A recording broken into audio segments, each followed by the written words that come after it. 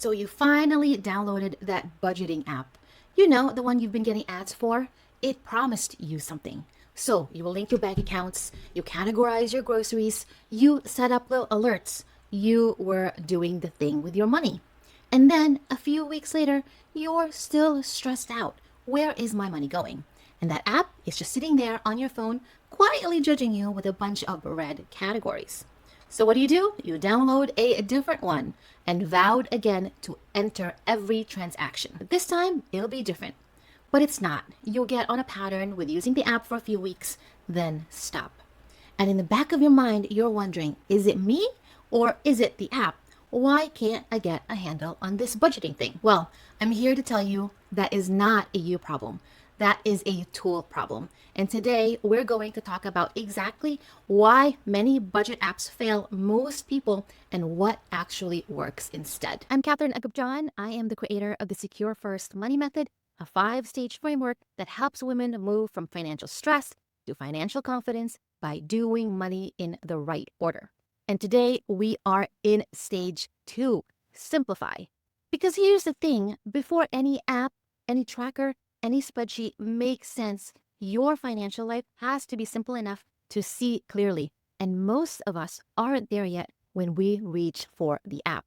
So let's talk about why that app isn't working for you. Here's the first thing nobody tells you when you download one of these apps. A budget app does not budget for you. A budget is a decision about what you will spend, what you won't spend, and what matters most to you right now. It requires intention. It requires you to sit down and say, this is what I choose to do with my money this month. An app can't make that decision for you. It can only report back to you after the fact. It's basically a receipt. And here's the part that matters most. An app cannot stop you from spending. It will tell you that you've gone over your dining budget. It will send you a notification, and then you'll swipe that notification away and go have dinner anyway, because the app has no mechanism to actually limit what you do and what you spend your money on. A budget app gives you information, but it doesn't take action based on that information. That's still on you to do the work. And that is exactly why the answer isn't a better app, it's a simpler money system. And we'll get to that shortly. Here's the honest truth about why most people stop using budgeting apps within the first month. They make money feel like homework. Every week you have to sit down, open the app, review the transactions, fix the ones that got miscategorized, make sure everything synced correctly, check your progress against your goals. And if you miss a week, you come back to a backlog that feels overwhelming. So you don't open it. And then it's been 2 weeks, and then a month, and then a whole lot of work when all you really want to do is get better with your money. That is not laziness. That is a completely rational response to a system that demands constant active attention to stay current. And here's the part that we all need to recognize. The people most likely to download a budgeting app are often the exact people for whom that kind of constant tracking is the hardest ask. Think about that for a second. If you're reaching for a budgeting app, it's probably because you're struggling with your spending. You want more control, you want to know where things are going, but the kind of discipline that expense tracking requires, logging every transaction, checking in daily or weekly, staying on top of it consistently, that's the skill that's built over time.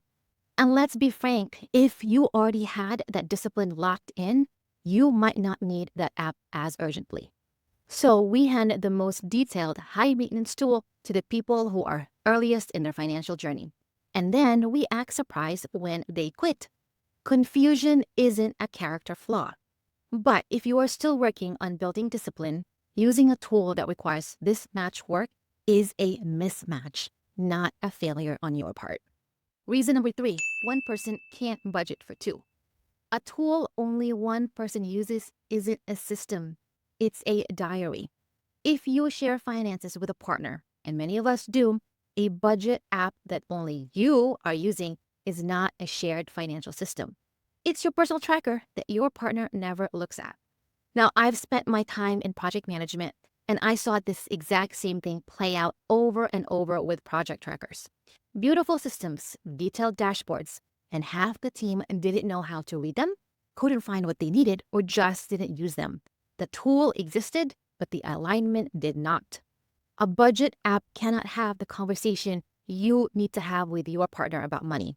It cannot align your values. It cannot get you both on the same page about what you're saving for and what you're willing to cut. That requires an actual conversation, a sit down. And most couples skip the conversation and go straight to the tool, which means the tool fails because that foundation was never there in the first place. The app is not the conversation. The app comes after the conversation, so you are both on the same page when it comes to the goals of you and your money. Reason number 4, you can't manage money you can't see, and you can't see across 8 different accounts. Now, here's something I see constantly. Someone tries to start budgeting, and when I ask them to walk me through their accounts, we find a checking account from their old bank, a savings account they opened for a reason they can't even remember, a joint account with their partner, a separate account for fun money, a bunch of credit cards, and some money sitting in a PayPal account or a Venmo account. This is confusion, and they're trying to budget across all of that. You cannot manage what you cannot see, and you cannot see clearly when your money is scattered across 8 different places, 3 different apps, a spreadsheet, and a notes app. Before a budget can help you, your financial life needs to be simple enough to see. That is the work of stage 2. Simplify. Clear the clutter so you can actually see your money. Consolidate your accounts. Set up one checking account for bills.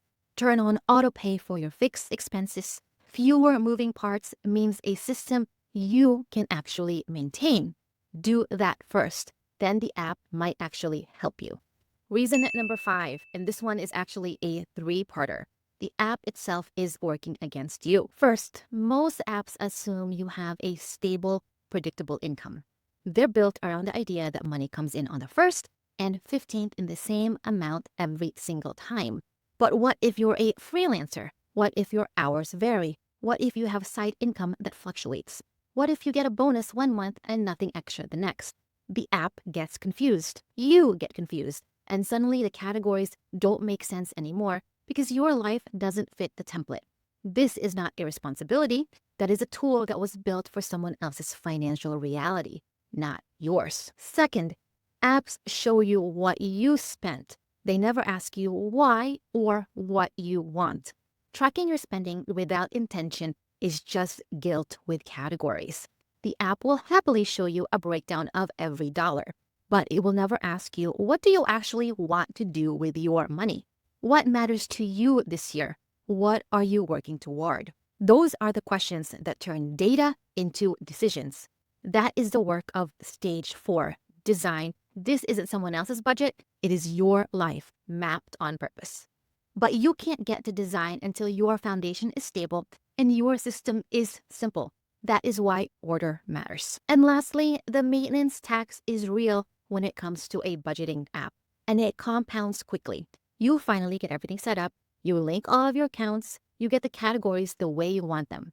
And then the bank connection breaks, or they update the interface, and now you can't find anything. Or the app gets acquired and shuts down, and now you're starting from scratch. Every time you have to rebuild, you don't just lose data, you lose momentum. And momentum is everything when you are trying to build a new financial habit. The investment of time you made in learning the last app, gone. The frustration of starting over is not irrational.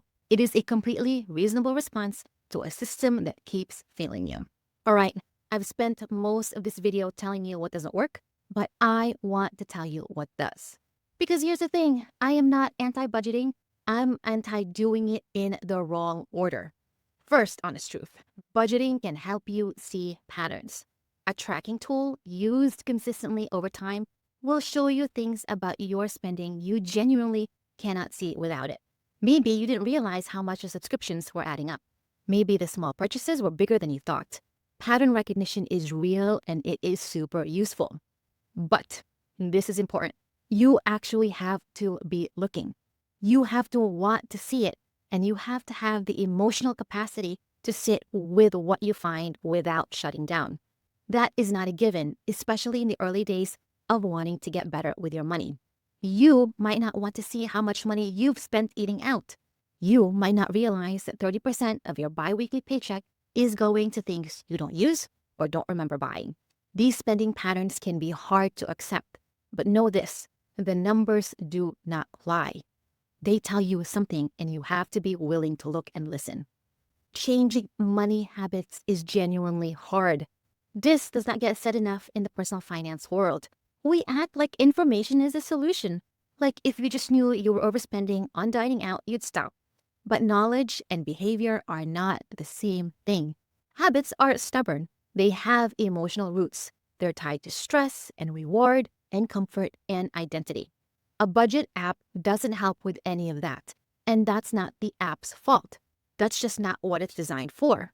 But it's also why the app alone is never the answer. Yes, the numbers tell a kind of truth, but will that truth be enough to change behavior no matter how hard the change is? That will be up to you. So what actually moves the needle? There's three things, and I want you to write these down. Number one, simplify. Two, reduce your fixed expenses, and then automate your savings. So first, simplify your money. Before you track anything, before you automate anything, get your money in fewer places. One joint checking account for shared bills if you have a partner, a high-yield savings account for your emergency fund and short-term goals. That's the foundation. I made an entire video that maps this out visually, what a simplified money system actually looks like for a two-income household, where the money flows and which accounts do what job.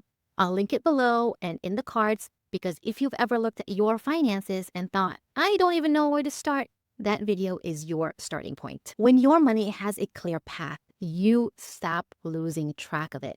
Not because you're tracking harder, because the system is simpler. So the next thing you are going to do is to reduce the cost of your fixed expenses.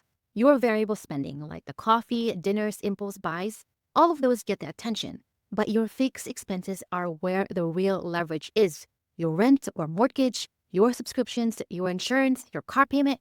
If you can reduce those or even eliminate them, you free up a breathing room that doesn't require you to make a good decision every single day.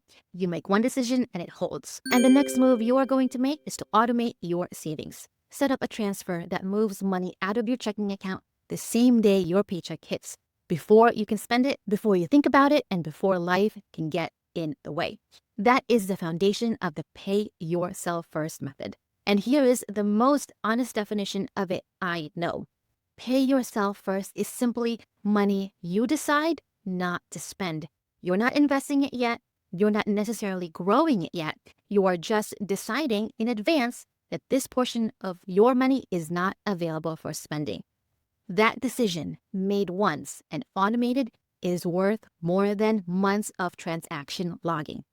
Simplify, reduce, automate in that order. That is the secure first approach. And it works because it takes the daily decision-making out of it, which is exactly where most budget apps puts all the weight. The problem is not that you're bad at budgeting.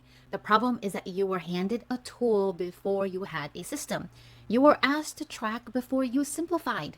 And doing money in the right order matters. Before any app makes sense, you need to know what's coming in and going out. That's stage one, secure. Then you need to simplify your accounts until your money is clear enough to see. That's stage two, simplify. And eventually, when your foundation is there, you can design your money with real intention. That's stage four, design. That's how you build something that actually holds. If this resonated with you, if you've downloaded the app and wondered why it wasn't working, drop a comment below. Tell me which one of these reasons hit closest to home. Was it the homework feeling, the partner situation, or the chaos of too many accounts? I read every single one of them. And if you're ready to actually start the simplify work, to figure out which accounts to keep, which to consolidate, and how to set up a system that doesn't require constant attention, that video is next. I will link it up here. You don't need a better app. You need a better foundation. Subscribe to Sisters for Financial Independence to do money in the right order. Thank you so much for tuning in, and I will see you in the next video. Bye!